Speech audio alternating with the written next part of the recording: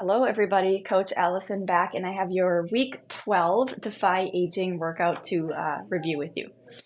This week, we kind of have two parts of our Defy Aging workout, and one's going to be an in your own space type of setup, and the other is going to be our more standard circuit, everyone working together, rotating around the turf space.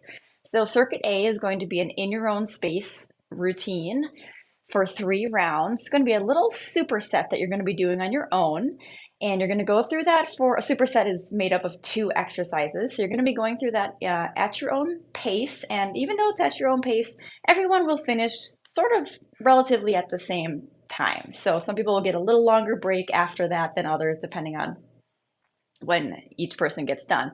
But when everybody is done with that, then the whole group together as a team is going to do the big circuit on the turf, rotating around the space. That's going to be circuit B. Circuit B is going to have 6 exercises. You're going to go around that, like I said, for 3 rounds, and everything is going to be timed 25 seconds on, 25 seconds off. So that circuit is going to run kind of swiftly. It's going to be moving around pretty quick because 25 on, 25 off is pretty fast, right? So let's review our total of with the 6 exercises in circuit B and the 2 exercises in circuit A that makes up the superset. There's a total of 8 exercises. So let's review what those are. So for circuit A, like I said in the intro, you're going to be doing 2 exercises as a superset, counting your own reps. So the first exercise is a thruster, and you're going to be doing 8 of these. So a thruster we do quite often. You've got a dumbbell in each hand, palms are turned in, so as opposed to forward like this. You're going to be doing a squat, sink those hips down and back, come up with a little bit of momentum, so it's all one smooth move as you pop those weights up overhead, like so. Okay, so that is our thruster. We're going to be doing 8 of those, so not a ton of reps. So pick your weight accordingly to be an appropriate weight for 8 reps. The second exercise in your superset for circuit A is bird dog with a tuck. This will be 8 on each side. So you're going to do all 8 reps on the first side before you switch to the second side. So it's not alternating. Okay, so you're on your hands and knees. You're going to extend one leg and the opposite arm. And the tuck component here is tucking the knee towards the elbow. But I don't want you to try to necessarily touch the knee and the elbow because we don't want to sacrifice the spine position. And when you force the knee to touch the elbow, you kind of will probably sacrifice that spine. And I'll show you what I mean by that. So right now my spine is nice and straight and flat. And I want to keep it nice and straight and flat when I bring my arm and my knee in like this. Now I'm not touching my knee to my elbow. I'm reaching them towards each other, but I'm not touching them because I want to keep my spine straight. Now, if I was to try to force my knee to touch my elbow, watch my back. Now, see how it's hunching now? So I'm sacrificing that spine position because I'm trying to force my elbow to my knee, and I can't do that unless I sacrifice that spine. But if I keep a little distance between them, now I fix my back position. So don't necessarily try to force. I'm tucking the arm towards the knee, but I'm not forcing it. So maybe reach your, if you try to touch your hand or your wrist to your knee, that's fine, because you can do that without having to round that back. So keep that in mind. You're reaching the arm towards the knee, not necessarily having to touch them together. So you'll do all 8 on one side and then switch and do all 8 on the other side for anybody staying off the floor. Very simple to do that. You do the same thing with your hands on an incline. Same thing where you can reach the hand or the wrist maybe towards the knee or touch the hand or wrist to the knee, but not necessarily trying to reach. See what happens again when I force the elbow to the knee. See how I'm rounding my back now? Very important to keep that in mind. Part of the point of bird dog is to kind of strengthen that back and that spine position in that straight position. So we don't want to sacrifice that by hunching and rounding. So keep that in mind, but we do have 8 on each side. All right, the first exercise of the circuit B of the rotation now is a double arm march in place. And we're going to hold kettlebells for this because the bottom loaded weight is just going to be a better option for this as opposed to dumbbells, which have side loaded weight on each dumbbell. So the bottom loaded weight of a kettlebell is best for this. Shoulders down and back. So I have my shoulders kind of, I'm going to lift them up, bring them back, drop them down. And that's how you know the shoulders are in the best positioning. Kind of, I like to say, put your shoulder blades in the back pockets and not kind of slouched forward like this. Okay, so once you have that posture, we go for a nice controlled, slow march in place, or you can call it a high knee, whatever you want to call it. But we're not going for speed here. Speed's not the goal. So we're going for controlled, also not necessarily slow motion, but we just want a controlled, nice steady pace, march in place the whole time. Again, we're locking those shoulders down and back, chest out. Okay, so we want to think about that posture at all times for this one. So that's our double arm march in place. Next in the circuit is lunges, walking lunges. A lot of balance here. I don't think we've done these in a while, just standard walking lunges, but we have done them a lot over the years. Big step forward, bend both knees as low as you're comfortable or as low as you're able, and then step the feet together. Big step, down, up, big step, down, up. Let's see, maybe if I show you from the side a couple. Where am I in frame? Whoop, hello. So big step, the point here, the key here is a big step. If you take too small of a step, the lunge is too kinked in together, so you do need a big step. And you do need to bend both knees. If you just bend your front knee, but you try to keep your back leg straight, that's not a lunge, that's more of just a stretch. So you do have to bend your back knee too. Big step, bend both knees. You do have to roll up onto that back toe. If you're trying to keep the back foot down, it's impossible to bend your knee. So see what happens when I bend my knee. I have to roll onto the toe, okay? Watching my back foot, it has to be nice and straight. It can't be cocked out to the side. If I cock my foot out to the side, that puts a very wonky, icky, risky angle on your knee and your ankle. We want alignment. We want straight angle with your ankle and your knee. If that foot is cocked out to the side, that puts a weird angle there, but that makes the balance more challenging, right? So balance is a big component of walking lunges, not just the strength. So keep that in mind. You want to keep your chest and your back up tall. So see how when I'm going down and up, my chest and my back is staying straight. I'm not falling forward. So there's a lot going on with walking lunges. Work on it.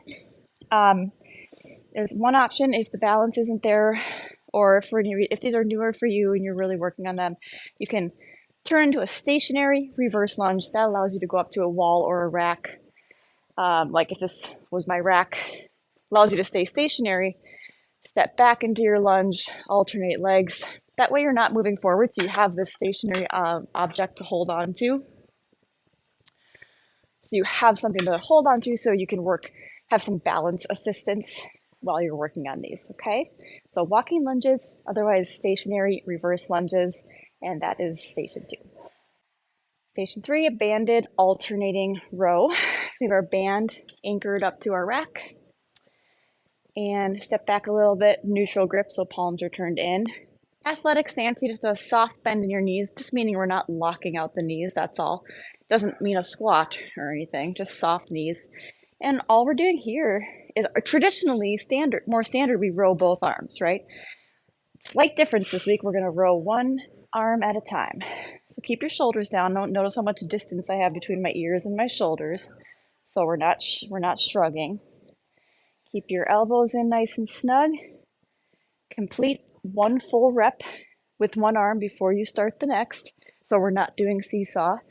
Okay, slow and controlled. I always like to pause for just a second at the back most end range of the rep, so you know you're getting a good full squeeze in the muscle. Okay, so that's our alternating band row, a little bit different this week. High plank jacks is the next one. So you're in that high plank, so it means you're on your hands, not your elbows. And we're gonna jump those feet. Try to keep your hips level with the floor. So that means we're not bringing the butt up like this. Okay, instead hips are low. You can, of course, do your high plank and tap your feet out to take either the intensity level down or take out the impact. Okay? Now a knee there's not a knee version of this, unfortunately, because you really can't, even doing the taps, you can't do that on the knees. It just doesn't work. I've tried it. So a different option for this, if anyone is needing a different option, is to take it to a incline. I can't get a good position for this. An incline option. So take your hands up to a bench. Where the heck should I put this? There we go. Coming up to a bench, and you can do either option on the bench. You can still do the jack, or you can do the tap. But I definitely want to point out on the incline version, especially on the floor too, but on the incline version, it's easier to slip this up. It's so important the shoulders are relatively directly over the hands and like this, and we're not starting to slip back like this or tapping the feet, because see how my hips are up and then my shoulders are way back away from my hands. So sink those hips down, make it better alignment, shoulder directly over hands. So again, this is not a knee version of this. It's got to be toes only, but you can do floor or incline. Prone Y raises. This is working a very small area in the back of the shoulder, rear delt, which is a weaker area for everybody. So it's great to work on this. Lay on your stomach. Arms are out like a T, but then we're going to kind of open them up into a Y. And then also put like you're laying your hands on kind of the edge of the hand, so along the pinky. Okay, keep your nose looking straight at the floor. This is not Superman, so we're not going to be lifting the torso and the chest up at all. It's just the arms. It's extremely hard for being a small movement. Just the arms. It's not going to take any weight. This is hard enough. But notice how I'm not lifting my chest. That's more of a Superman type thing. So it's working your shoulders too, but it's working your back primarily. That's not what this is this week. It's just the rear delt. So again, keep your face at the floor and just lift and lower the arms in that Y shape. Anyone not doing floor exercises, there's two options. This one's a little tougher, because I guess I'm kind of starting on the floor, aren't I? But you can kind of get on a stability ball without laying on the floor first. Kneeling on the floor. Lay on a stability ball. You can use one of the bigger ones. This was just here. There's those bigger stability balls. You can do the same thing on a stability ball. Okay. Actually kind of comfy on your stomach, laying on this ball. And you can do the same thing on an incline bench. And I'm going to have the coaches wheel an incline bench into the space. I'm going to show you what that looks like. Just let me pause for a moment. For this version, you'll be on an incline bench. You kind of straddle it, lean against it, and keep your hands in that. Like again, how this part of your hand would be lying on the floor in the floor version. And raise into that Y.